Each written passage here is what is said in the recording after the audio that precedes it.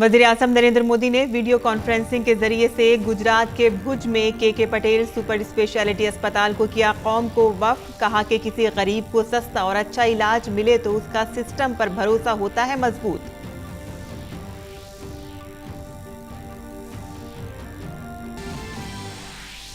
दुनिया के अहम खुर्दनी अशिया के सप्लायर के तौर पर भारत का दावा हुआ मजीद मजबूत। मिस्र ने गेहूं के बरामदकार मुल्क के तौर पर भारत को दी मंजूरी। मरकजी वजीर पीयूष गोयल ने कहा कि हमारे किसानों ने भरे हमारे अनाज के जखीरे और हम दुनिया की खिदमत के लिए हैं तैयार। वजीर खारजा एस जयशंकर ने की अक़वाम मुत्तहिदा के सेक्रेटरी जनरल एंटोनियो गुटरेस से मुलाकात। दोनों के दरमियान यूक्रेन, अफगानिस्तान समेत तमाम मसाइल पर हुई वसी बातचीत। मुल्क की टीकाकारी मुहिम के 186 करोड़ 30 लाख के अदद को किया पार। दिल्ली में गुज़िश्ता रोज दर्ज किए गए 325 नए मामले। बढ़ते मामलों को लेकर DDMA ने 20 अप्रैल को बुलाई meeting. FIH hockey pro league में भारतीय मर्द हॉकी टीम की शानदार कारकर्दगी जारी। जर्मनी को 3-0 से शिकस्त देकर आला पायदान पर कब्जा रखा बरकरार। आज दोनों टीमों के दरमियान होगा दूसरा मुकाबला। गुड फ्राइडे आज गिरजाघरों में खुसूसी दुआई इजलास का एहतमाम। इस दिन ईसा मसीह को किया जाता है याद। वज़ीर-ए-आज़म ने भी ईसा मसीह की बहादुरी और कुर्बानी को किया याद।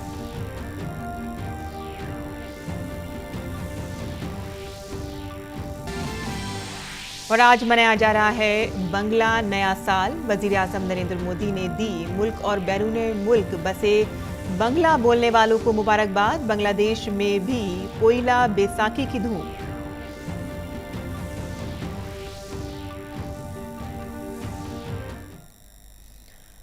आदाब नाज़रीन, खबरनामे में आपका इस्तकबाल है। मैं हूं साइमा खान। अब खबरें तफसील से। वज़ीर-ए-आज़म नरेंद्र मोदी ने आज वियतनाम की कम्युनिस्ट पार्टी के जनरल सेक्रेटरी गुयेन फु त्रुंग से फोन पर बातचीत की। दोनों रहनुमाओं ने इस साल मनाए जा रहे भारत और वियतनाम के दरमियान सिफारती ताल्लुकात के क़याम की 50वीं सालगिरह के मौके पर एक दूसरे को मुबारकबाद दी। दोनों ने भारत वियतनाम वसीतर स्ट्रेटेजिक पार्टनरशिप के तहत तेज रफ्तार बाहमी ताउन पर इत्मीनान का इजहार किया, जो 2016 में वज़ीर-ए-आज़म के दौरे वियतनाम के दौरान कायम की गई थी। वज़ीर-ए-आज़म ने भारत की एक्ट ईस्ट पॉलिसी और हिंद बहरुल काहिल के विजन के एक अहम सुतून के तौर पर वियतनाम की अहमियत को दोहराया और मौजूदा इक़दामात पर तेज रफ्तार पेशरफ्त की सिमत में काम करने के अलावा दो तरफा ताल्लुकात के दायरे-ए-कार को वसी करने का मुतालबा किया। वज़ीर-ए-आज़म ने वियतनाम में भारत के फार्मा और ज़राई मसनूआत के लिए ज़्यादा से ज़्यादा मार्केट तक रसाई की सहूलत फराहम करने की भी दरख्वास्त की। वज़ीर-ए-आज़म ने दोनों ममालिक के दरमियान तारीखी और तहजीबी ताल्लुकात को उजागर किया और वियतनाम में चाम यादगारों की बहाली में भारत की शराकतदारी पर खुशी का इजहार किया। दोनों रहनुमाओं ने दोनों ममालिक के दरमियान दिफाई शराकतदारी को बढ़ाने पर इत्तेफाक किया। उन्होंने यूक्रेन में जारी बहरान और बहिराए जुनूबी चीन की सूरत हाल समेत मुश्तरका दिलचस्पी के इलाकाई और आलमी उमूर पर भी तबादला ख्याल किया। वज़ीर-ए-आज़म नरेंद्र मोदी ने आज वीडियो कॉन्फ्रेंसिंग के जरिए गुजरात के भुज में के पटेल सुपर स्पेशलिटी अस्पताल कौम के नाम वफ़ किया। इस अस्पताल की तामीर श्री कच्ची लेवा पटेल समाज ने की है। ये पूरे कच्छ में पहला रिफाही सुपर स्पेशलिटी अस्पताल है जो 200 बिस्तरों पर मुश्तमिल है। वज़ीर-ए-आज़म ने कहा कि सेहत की बेहतर सहूलतें सिर्फ बीमारियों के इलाज तक ही महदूद नहीं है, बल्कि ये समाजी इंसाफ की हौसला अफजाई करती हैं। जब किसी गरीब को सस्ता और बेहतरीन इलाज मैसर होता है तो उसका नज़्म नस्क पर एतमाद मजबूत होता है। गरीब को इलाज के अखराजात की फिक्र से आज़ादी मिलती है, फिर वो गुर्बत से बाहर निकलने के लिए मेहनत भी करता है।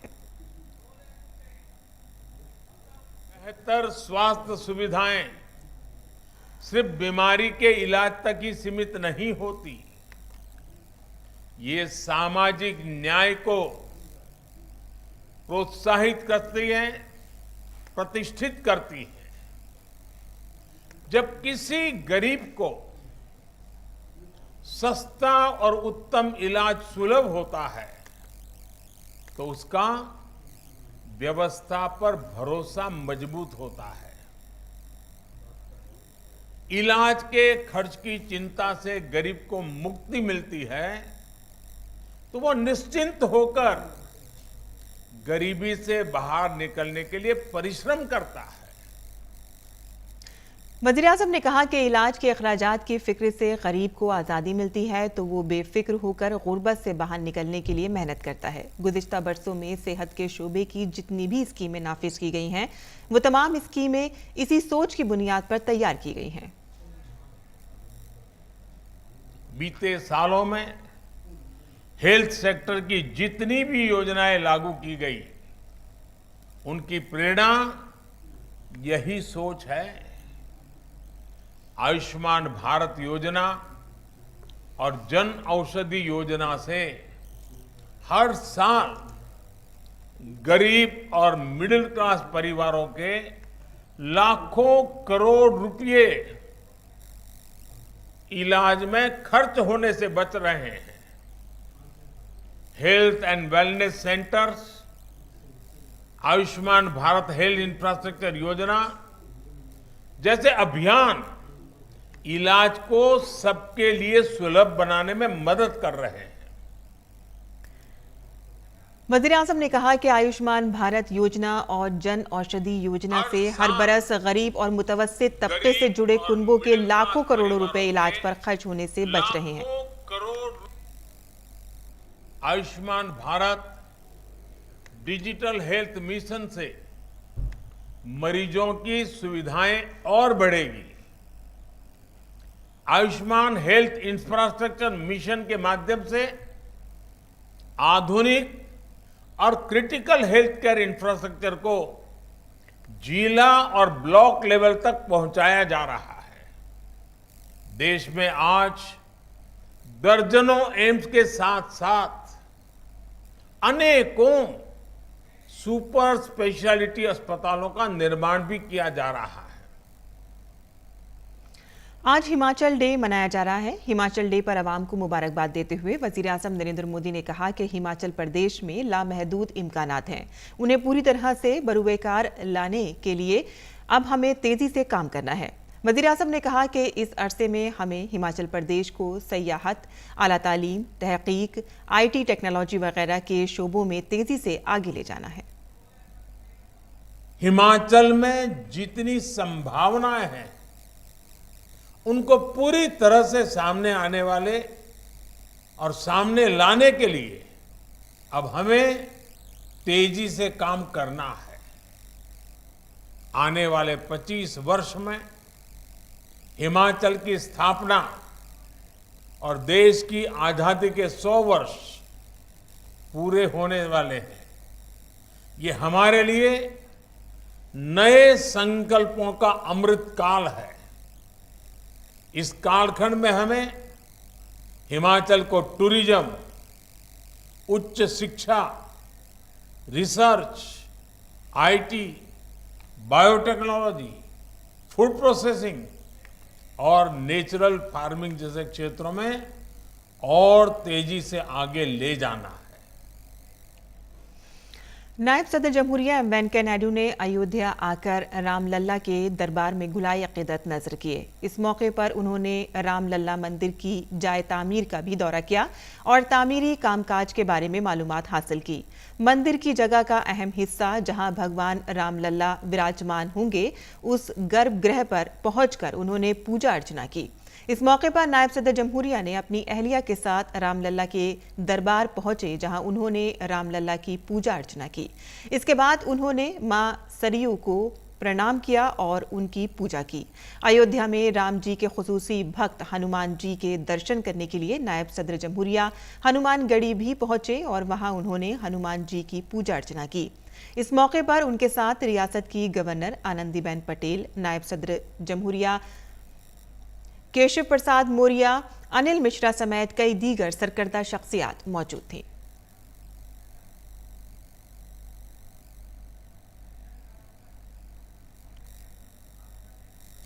वज़ीर ख़ारजा एस जयशंकर ने अक़वाम मुत्तहिदा के सेक्रेटरी जनरल एंटोनियो गुटरेस के साथ तफसीली बातचीत की। उन्होंने यूक्रेन तनाज़े के दुनिया पर मुरत्तब होने वाले असरात के साथ साथ अफ़ग़ानिस्तान और म्यांमार की सूरत हाल पर भी तबादला ख्याल किया। एस जयशंकर ने ट्वीट करते हुए कहा कि यूक्रेन बहरान के दुनिया पर होने वाले असरात, खास तौर पर खुराक और तवानाई की सलामती पर ख्यालात मुश्तरक किए गए। नीज तरक्की पजीर ममालिक के लिए इसके असरात काफ़ी हद तक संगीन साबित हो सकते हैं। उन्होंने मजीद कहा कि अहम असरी चैलेंजेस से मौसर तरीके से निपटने के लिए भारत के साथ काम करने में उनकी दिलचस्पी की तारीफ करता हूं। तिजारत और सनत के वजीर पीयूष गोयल ने कहा कि आज मिस्र, जो यूक्रेन और रूस से गंदुम के सबसे बड़े दरामद कुनंदगान में से एक है, ने भारत को गंदुम फराहम करने वाले के तौर पर मंजूरी दी है। पीयूष गोयल ने ट्वीट करते हुए ये जानकारी दी है। उन्होंने अपने ट्वीट पैगाम में लिखा कि भारतीय किसान दुनिया का पेट पाल रहे हैं। मोदी हुकूमत दुनिया में खुराक की मुस्तहकम फरहमी के लिए काबिल एतमाद मुतबादिल ज़राए की तलाश में इक़दामात कर रही है। हमारे किसानों ने इस बात को यकीनी बनाया है कि हमारे पास अनाज का ज़ख़ीरा है और हम दुनिया की खिदमत के लिए तैयार हैं।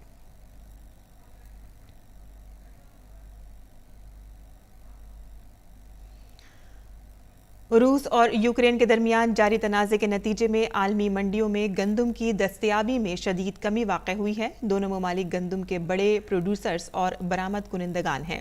लिहाजा जैसा कि दुनिया मुस्तहकम खुराक की फराहमी के लिए काबिल एतमाद मुतबादिल ज़राए की तलाश में है, मोदी हुकूमत ने अपनी तरफ से दुनिया के सामने ये तजवीज़ पेश की है। अफ्रीकी मुल्क मिस्र भारत से 10 लाख टन गंदुम दरामद करना चाहता है और उसे अप्रैल में तकरीबन 2,40,000 टन गंदुम की जरूरत पेश आएगी। यही वजह है कि मिस्री वजीर ज़राअत ने गंदुम की दरामद के लिए भारत को एक नए जरिए के तौर पर अपनाने का ऐलान किया है। मिस्री हुकूमत का मकसद किसी भी मनफी असर को कम करने के लिए स्ट्रेटेजिक अशिया के दरामदी ज़राए को मुतनव्वु बनाना है, जिससे रूसी यूक्रेनी बहरान, मौसमियाती तब्दीली और खुश्क साली से पैदा होने वाले असरात समेत खुराक की सलामती को खतरा लाहक होने का इम्कान है। 2020-21 में हिंदुस्तानी गंदुम दरामद करने वाले सरफहरिस्त 10 ममालिक बांग्लादेश, नेपाल, मुत्तहदा अरब अमारात, Sri Lanka, Yemen, Afghanistan, Qatar, Indonesia, Amman और मलेशिया थे। भारत में गंदुम पैदा करने वाली बड़ी रियासतें उत्तर प्रदेश, पंजाब, हरियाणा, मध्य प्रदेश, राजस्थान, बिहार और गुजरात हैं। केवल 2 लाख टन गेहूं का निर्यात हुआ, उसके अगले वर्ष सीधा बढ़ के 20 लाख टन हुआ और पिछले वर्ष जो मार्च खत्म हुआ है, जिसमें हमने रिकॉर्ड एक्सपोर्ट किया है, 30 लाख करोड़ से अधिक का निर्यात भारत से हुआ है और गेहूं का निर्यात जो 20 लाख टन था वो बढ़ के 70 लाख टन से ज़्यादा हो गया लास्ट ईयर। इस साल हमारा अनुमान है कि 100 लाख टन से ज़्यादा गेहूं का निर्यात होगा। भारत के पास पर्याप्त स्टॉक है। हमारे अन्नदाता ने बहुत अच्छा बेहतरीन काम किया है और उन्होंने भारत को नहीं पूरे विश्व को भी संभाल सके ऐसा उत्पादन किया है। मरकजी हुकूमत ने सारिफीन और टेक्सटाइल इंडस्ट्री को बड़ी राहत दी है। हुकूमत ने 30 सितंबर 2022 तक कपास पर कस्टम ड्यूटी को मुकम्मल तौर पर ख़त्म कर दिया है। अभी तक रुई की दरामद पर मौसर ड्यूटी 11% है। इसमें एग्री इंफ्रा डेवलपमेंट सेस और सरचार्ज शामिल है। कॉटन पर कस्टम ड्यूटी हटाने से आने वाले कपड़ों की कीमतें कम हो सकती हैं। इससे सारिफीन को राहत मिलेगी। हुकूमत के इस फैसले का फ़ायदा पूरी टेक्सटाइल चेन यानी कि धागे, फैब्रिक, गारमेंट्स और मेडअप्स को होगी और इसके साथ ही टेक्सटाइल की बरामद को भी फ़रोग़ मिलेगा। Federation of Indian export organisation का कहना है कि हुकूमत के इस फैसले से टेक्सटाइल की वैल्यू एडिड मसनूआत की बरामद की हौसला अफजाई होगी। मगरबी बंगाल के नादिया जिले में इस्मत दरी मामले में बीजेपी ने 5 रुकनी फैक्ट फाइंडिंग कमेटी तश्कील दी है। आज ये कमेटी हंस खली इलाके का दौरा कर रही है। तहकीकाती टीम का कहना है कि रियासत की वज़ीर आला ममता बनर्जी ने इस पूरे मामले में मुतासरा लड़की और उसके ख़ानदान की कोई मदद नहीं की है। ये किसी भी रियासत के नज़्म नस्क़ के लिए काबिल तशवीश बात है। जो एक महिला है, उन्होंने एक बहुत ऐसा बयान दिया है जिस पे मैं ज़रूर कहना चाहूँगी, मैं उसको कोट भी करना चाहती हूँ। उन्होंने लिखा कि आप कैसे जानते हैं कि उसके साथ बलात्कार किया गया है। पुलिस अभी तक मौत का कारण पता नहीं लगा पाई है। मैंने उनसे पूछा था कि वो गर्भवती थी या प्रेम संबंध था या बीमार थी या यहाँ तक कि परिवार की परिवार भी जानता था कि वो प्रेम प्रसंग में है। ऐसा एक बयान हमारे जो यहाँ की सीएम हैं, जो खुद महिला हैं और उनको महिलाओं का दर्द और जल्दी समझना चाहिए, लेकिन उन्होंने एक ऐसा बयान दिया है जिसकी हम सब महिलाएं घोर निंदा करते हैं कि आज अगर उन्होंने ये बयान दिया है, मैं आपको बताना चाहूँगी कि उन्होंने ये बयान दिया है, सही उन्होंने बयान दिया है। क्यों सही दिया, मैं उसका कारण बताती हूँ। क्योंकि उन्होंने ना उस परिवार से संपर्क किया, जो उनका तंत्र था, प्रशासनिक तंत्र था, उसको उन्होंने आदेशित कर दिया था कि इस परिवार के में कोई उस परिवार से मिलने ना पाए, इसकी जो बच्ची है उससे कोई ना मिल पाए, उसका ट्रीटमेंट सही तरीके से ना हो पाए और उसकी डेथ हो जाएगी, ऐसा उन्होंने कहा। दिल्ली में कोरोना वायरस के मामलात में इजाफा हो रहा है। दिल्ली में गुज़िश्ता 24 घंटों में कोविड-19 के 325 नए मामले सामने आए हैं। इस दौरान 224 मरीज सेहतयाब हो चुके हैं। अच्छी बात यह है कि किसी की मौत नहीं हुई है। दिल्ली में कोविड के एक्टिव केसेस 915 हैं। दिल्ली में कोविड-19 इन्फेक्शन की शरह एक हफ्ते में 0.5% से बढ़कर 2.70% हो गई है। कोविड-19 के मामलात में तेजी के पेश नजर दिल्ली डिजास्टर मैनेजमेंट अथॉरिटी 20 अप्रैल को एक मीटिंग करेगी, जिसमें कोरोना वायरस के फैलाव को रोकने के इक़दामात पर गौर किया जाएगा। कोरोना इन्फेक्शन के मामले बढ़ने पर दिल्ली सरकार स्कूलों के लिए कोविड रहनुमा हिदायत भी जारी करेगी।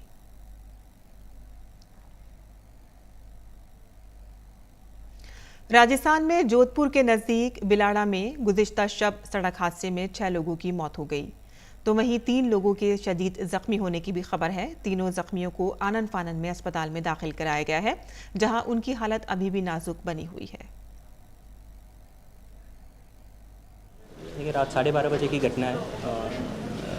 जो एक्सीडेंट हुआ एक बोलेरो और ट्रेलर का, तो नागनीची माता नाकाना ये दर्शन करने जा रहे थे, तो उसमें हुआ 9 लोग बोलेरो में थे, जिसमें 6 लोग ऑन द स्पॉट डेथ की हमारे पास जानकारी है और 3 लोग यहाँ पे एमडीएम में भर्ती हैं।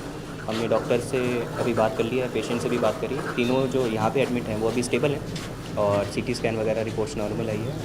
उम्मीद है कि जल्दी ठीक हो जाएंगे और इनके परिजन जो हैं, इनके जो अटेंडेंट हैं, उनसे भी बात हो गई है। किसी भी प्रकार की कोई भी मतलब सुविधा है उसमें कोई कमी नहीं छोड़ी जाएगी, डॉक्टर्स को हमने निर्देशित कर दिया। मुल्क में प्रसार भारती के चैनल डीडी इंडिया ने नाजरीन में अपनी मकबूलियत को बढ़ाते हुए खुद को नंबर 1 अंग्रेजी न्यूज़ चैनल के तौर पर कायम कर लिया है। मुल्क और दुनिया की ताज़ा तरीन खबरें पेश करते हुए डीडी इंडिया तेजी से नाजरीन के दरमियान मकबूल हो रहा है।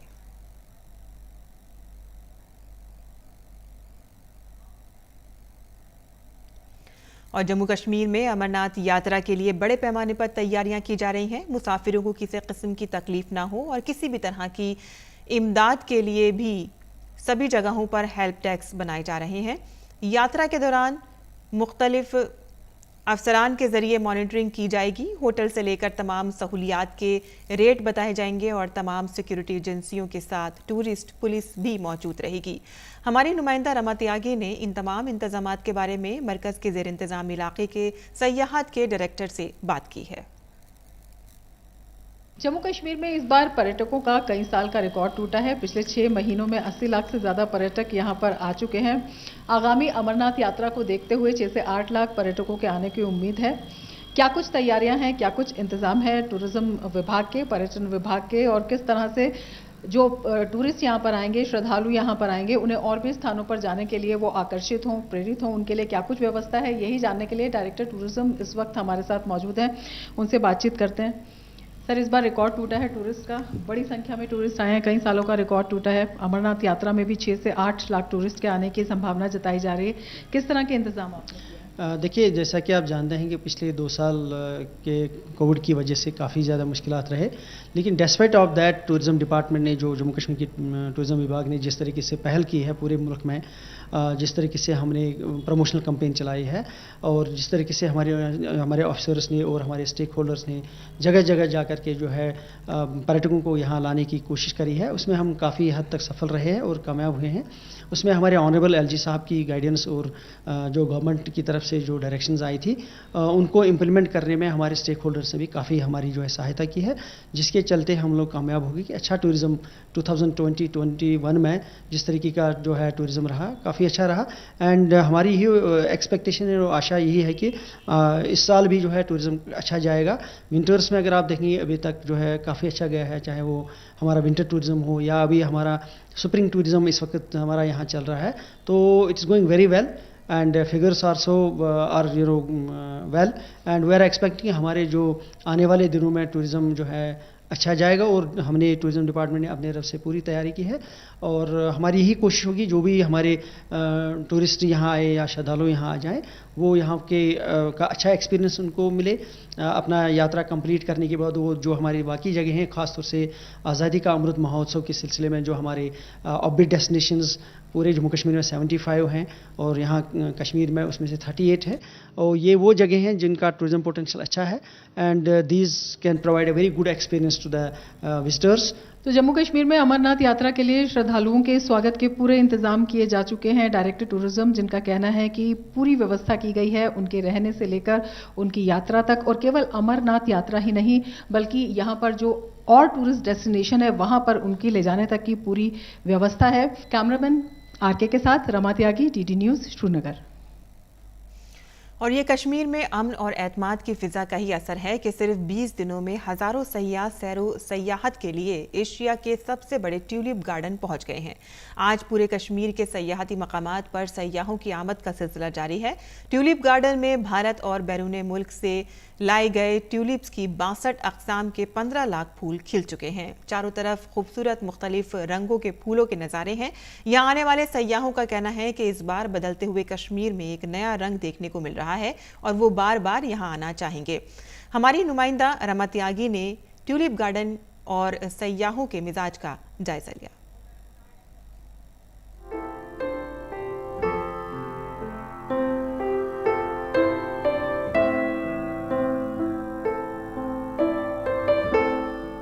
पूरे एक साल तक इसकी तैयारी की जाती है और बेहद नाजुक होता है ट्यूलिप।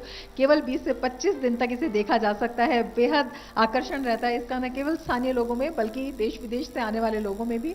हमारे साथ यहाँ पर कुछ पर्यटक मौजूद हैं, उनसे बात कर लेते हैं। मैम, ट्यूलिप आपको ट्यूलिप गार्डन कैसा? ट्यूलिप गार्डन बहुत अच्छा लग रहा है। First time I am looking at photos देखी थी ना, तो really I was very I must see it, I must go there.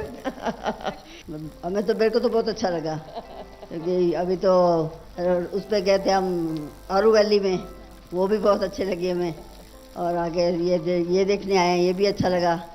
अब अभी दिलशाद गार्डन वो देखना है। हमारे साथ कुछ और लोग भी मौजूद हैं जो शायद आप देख सकते हैं कि यहाँ पर फोटो खींच रहे हैं, यहाँ पर रील्स भी बना रहे हैं। इनसे बात कर लेते हैं। काफ़ी अच्छा लग रहा है, आज वेदर भी काफ़ी अच्छा है। सुबह शायद बारिश भी हुई है यहाँ पे, तो आज धूप भी नहीं है, तो काफ़ी अच्छा लग रहा है। जैसे कि हम लोग कश्मीर आए और हमने देखा कि इतना वेदर इतना बढ़िया है, plus no pollution, flowers everywhere, तो इसलिए काफ़ी अच्छा लग रहा है। तो हम लोग वीडियोस और वो सब फोटोज शूट कर रहे थे। लाइफ में इट्स अ मस्ट कि वन टाइम कश्मीर आप प्लीज़ आएँ और ये एंजॉय करें। मैंने जिस हिसाब से ये पहाड़ी इलाका है, जा रही हूँ, देख रही हूँ, बहुत ही सुंदर लग रहा है, इतना ब्यूटीफुल है। मैंने देख के मैंने लग रहा कि जन्नत पे है। सिर्फ बर्फ़ सोच के आई थी, बर्फ़ मिला भी और मेरे को सीनरी भी देखने मिला, ग्रीनरी मिला, सब मिला। मैं बहुत खुश हूँ। यहाँ का नज़ारा काफ़ी बदला हुआ है, एक नए कश्मीर का, एक नए सौंदर्य का, एक नई सकारात्मकता का, पीस का, प्रोग्रेस का, प्रॉस्पेरिटी का। कैमरामैन आरके के साथ रमा त्यागी, टीडी न्यूज़, श्रीनगर।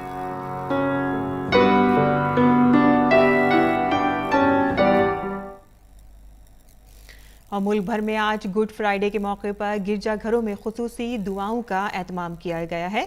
लोग इस दिन गिरजाघरों में खुसूसी दुआएं करते हैं। इस दिन ईसा मसीह को याद किया जाता है, उनकी तालीमात पढ़ी जाती है। इसे ईस्टर संडे से पहले सिर्फ जुम्मे को मनाया जाता है। वज़ीर आज़म नरेंद्र मोदी ने इस मौके पर अहले वतन को मुबारकबाद पेश की है।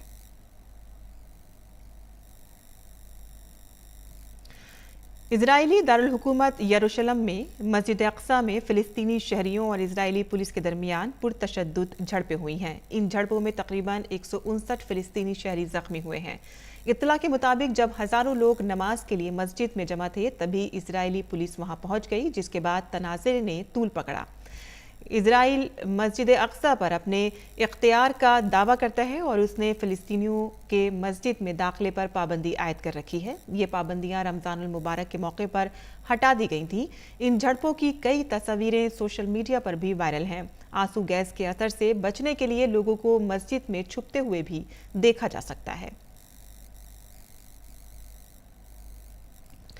और खेल की खबरों में FIH हॉकी प्रो लीग में भारतीय मर्दों की हॉकी टीम ने जुमेरात को जर्मनी को शिकस्त देकर अपनी शानदार कारकर्दगी को जारी रखा है।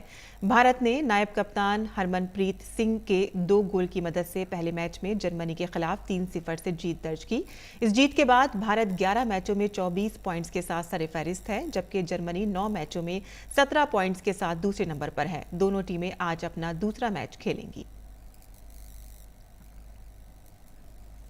और IPL में आज सनराइजर्स हैदराबाद का मुकाबला कोलकाता नाइट राइडर्स से होगा। टूर्नामेंट में सुस्त आगाज के बाद सनराइजर्स हैदराबाद ने चेन्नई सुपर किंग्स और गुजरात टाइटंस के खिलाफ बैक टू बैक फतूहात हासिल की हैं। वहीं KKR इस मैच में दिल्ली कैपिटल्स से शिकस्त के बाद खेलेगी।